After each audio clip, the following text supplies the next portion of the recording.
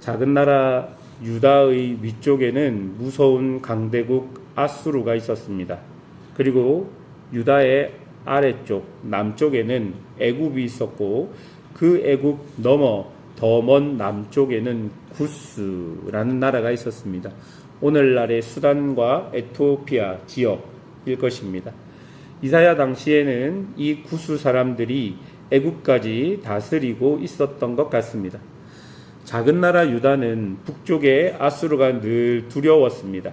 그래서 자꾸 남쪽을 바라본 것이죠.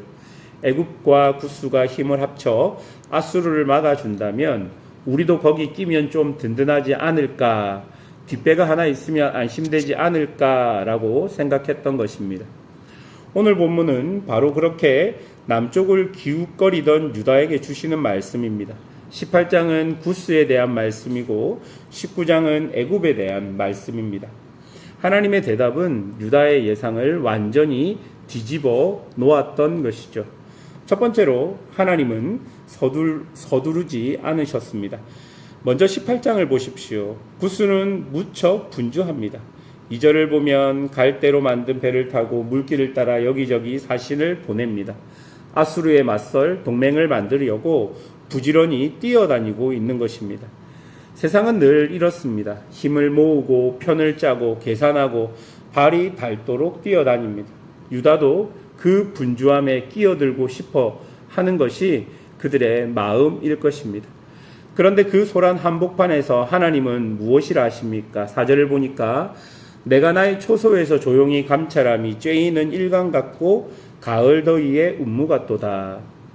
여름날 햇볕 위에 아른거리는 아지랑이처럼 추수 때 조용히 내리는 이슬 구름처럼 하나님은 서두르지 않고 잠잠히 지켜보고 계신다라는 것입니다. 세상은 뛰어다니는데 하나님은 고요합니다. 왜 그렇습니까? 급할 것이 없기 때문입니다. 5절과 6절에서 하나님은 정원사에 비유됩니다. 포도나무가 한창 열매를 맺으려 할 바로 그때 가위를 들고 그 가지를 툭 잘라내시는 것이죠. 세상이 아무리 열심히 동맹을 키워도 하나님은 추수 직전에 그 가지를 손쉽게 쳐내시는 분이신 것이죠. 그래서 하나님은 그 사신을 돌려보냅니다.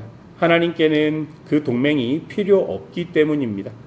아수르는 사람의 연합이 아니라 하나님이 친히 다루실 것이기 때문인 것이죠. 놀라운 것은 18장의 끝입니다. 지금은 동맹을 만들자고 분주히 오가던 그 먼 나라 구스가 훗날에는 시온산에 예물을 들고 하나님을 경배하러 온다라는 것입니다. 실제로 사도행전 8장에서 우리는 그 구스 지역의 한 내시가 예수님을 믿는 장면을 볼 수 있는 것이죠. 하나님의 목적은 열방을 부수는 것으로 끝나지 않고 마침내 그들을 하나님께로 불러들인다라는 것을 우리가 알 수 있는 것입니다. 둘째로 애굽에 대한 것입니다. 19장을 보면 애굽에 대한 예언이 나옵니다. 유다가 그토록 의지하고 싶어 하던 바로 그 애굽인 것이죠. 1절을 보면요. 보라 여호와께서 빠른 구름을 타고 애굽에 임하시리니. 여호와께서 구름을 타고 임하시자 애굽의 그 많던 우상이 벌벌 떨고 사람들의 마음이 총농처럼 녹아내립니다. 그리고 애굽이 자랑했던 것, 유다가 부러워했던 것들을 하나씩 무너뜨립니다. 첫 번째로 하나님이 무너뜨리는 것은 정치와 힘입니다. 하나님의 애굽 사람들을 격동시키니까 형제가 형제를 치고 이웃이 이웃을 칩니다. 성읍이 성읍을, 나라가 나라를 칩니다. 밖에서 보기엔 강해 보이던 나라가 안에서부터 쪼개지는 것이죠. 결국 사나운 폭군 손에 넘어가게 되는 것입니다. 든든해 보이던 정치가 이렇게 스스로 무너지는 것입니다. 그리고 하나님은 그 애굽의 경제를 무너뜨립니다. 애굽의 모든 부는 나일 강에서부터 비롯됩니다. 강이 있어 곡식이 자라고 물고기를 잡고 세마포를 짭니다. 그런데 하나님은 그 강을 마르게 하십니다. 수도꼭지를 잠그는 것과 마찬가지일 것입니다. 어부가 통곡하고 배를 짜는 자가 낙심합니다. 품삯을 받던 자들이 다 근심에 빠집니다. 나라의 곳간이 텅 비어버리게 되는 것이죠. 또한 하나님은 그들이 가지고 있었던 지혜와 분별력을 무너뜨립니다. 애굽이 세상에서 가장 자랑하던 것이 바로 지혜였습니다. 오래된 학문과 현명한 좋은 자들이 그 나라에는 가득했습니다. 그런데 14절, 하나님은 그들 속에 어지러운 마음, 곧 어지러운 영을 부으십니다. 그러자 지혜로운 신하들이 술 취한 사람처럼 비틀거립니다. 15절은 머리나 꼬리나 종려 나무 가지나 갈대나 아무도 할 수 있는 일이 없다라고 합니다. 위아래 할 것 없이 온 나라가 방향을 잃어버린 것입니다. 여러분, 유다가 애굽에게 그렇게 부러워하던 힘과 돈과 지혜를 하나님께서 무너뜨리십니다. 그런데 유다는 그 무너질 것을 붙들려고 애굽 쪽으로 기웃거리고 있었다라는 것입니다. 그렇다면 우리는 무엇을 의지해야 하겠습니까? 이사야는 뒤에서 애굽을 상한 갈대 지팡이라고 부릅니다.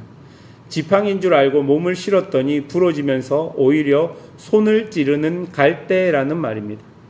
그래서 이사야는 거듭 외칩니다. 도움을 구하러 애굽으로 내려가는 자들은 화 있을 것이다. 왜 그렇습니까? 사람의 힘도 돈도 지혜도 하나님이 손대시면 하룻밤에 무너지는 상한 갈대이기 때문입니다. 그러나 이 심판의 이야기는 절망으로 끝나지 않습니다. 빠른 구름을 타고 애굽으로 임하신 그 주님께서 훗날 우리를 심판하러 오시는 게 아니라 구원하러 낮고 낮은 이 땅으로 오실 것이기 때문입니다. 부스가 시온으로 예물을 가지고 오는 것, 바로가 이 애굽까지도 훗날 내 백성이라 불리는 날이 온다라고 이야기합니다. 하나님은 열방을 흔드셔서 마침내 그 마음이 우상에서 참 하나님께로 돌아오게 하시는 것입니다.